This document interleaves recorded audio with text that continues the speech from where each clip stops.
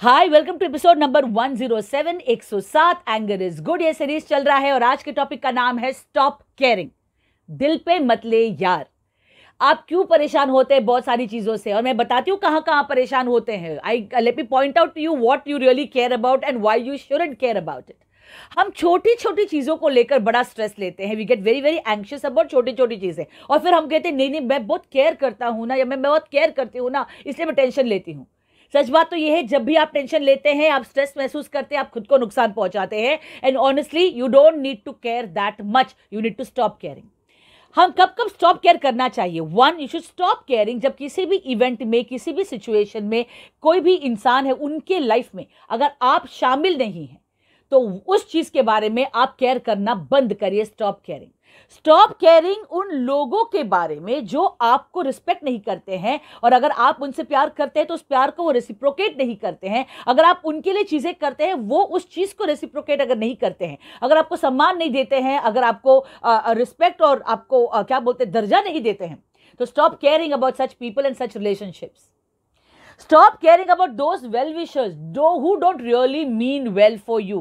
कितने सारे लोग हैं जो कहते हैं you know I am your well wisher, but I am telling in my own life, मैं काफी चीजें नया करती रहती हूँ। I love to do new things, so I eventually the next few videos या may be letter whenever you meet up with me, और या फिर जब कोई फाइनलाइज कुछ होने वाला है, अभी राइट बहुत बड़ा सपना है मेरा, वो एक्चुअलाइज हो रहा है, लेकिन मैं सभी लोगों को नहीं बताई हूं, क्योंकि उनमें से कुछ लोगों को मैंने बताया है and they have actually tried to stop me. No no, we don't want you to take so much stress. Damn, it's my सपना, it's my vision, if I am going to accomplish it, why should you tell me not to do it?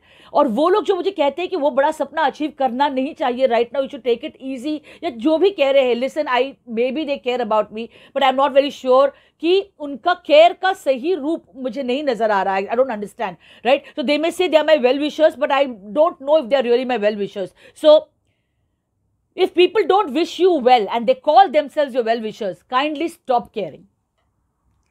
मैंने यहां लिखा है stop caring about the outcome if you have given it your best shot. अगर आपको जो करना चाहिए और आपने उसे पूरी तरह निभाने की कोशिश की है, you have given your 100% to it, so don't care about the outcome.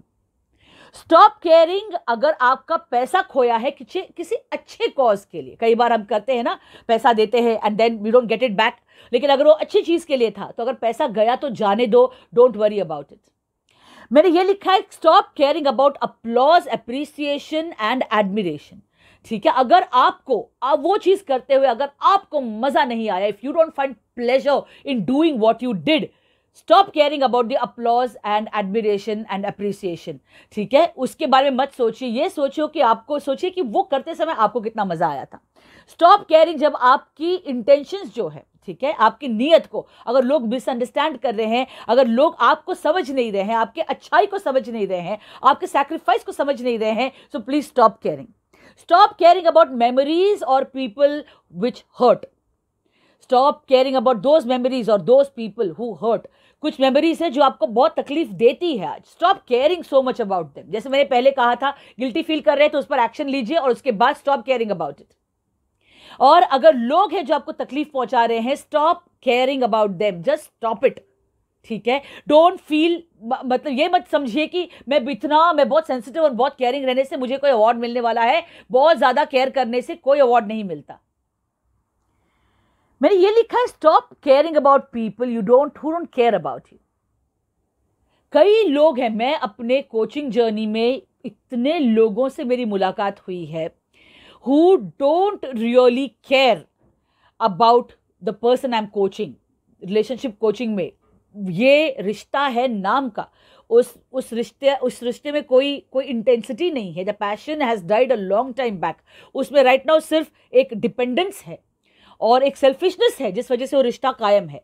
वो एक कॉम्प्रोमाइज है on your own integrity and values. तो अगर लोग आपके वैल्यू सिस्टम को, आपकी इंटेग्रिटी को, whatever is important to you, आपका जो नॉन नेगोशिएबल स्टैंडर्ड है, उस चीज के बारे में अगर वो केयर नहीं करते हैं, you must stop caring about such people and stop caring about all those things you should not be caring about. दुनिया में जो जो चीजें चल रही है उसके बारे में अगर आप एक्शन नहीं ले सकते हैं, उसके बारे में कुछ नहीं कर सकते हैं, सो स्टॉप केयरिंग.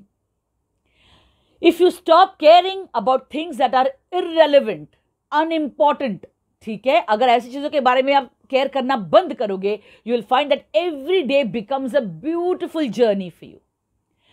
उस कोशिश के लिए, उस प्रयास के लिए जहां पर you will stop caring about all those things that don't matter and start loving and caring about those things that matter, उस कोशिश के लिए मेरी तरफ से विजयी भव. लाइक बटन, सब्सक्राइब बटन और शेयर बटन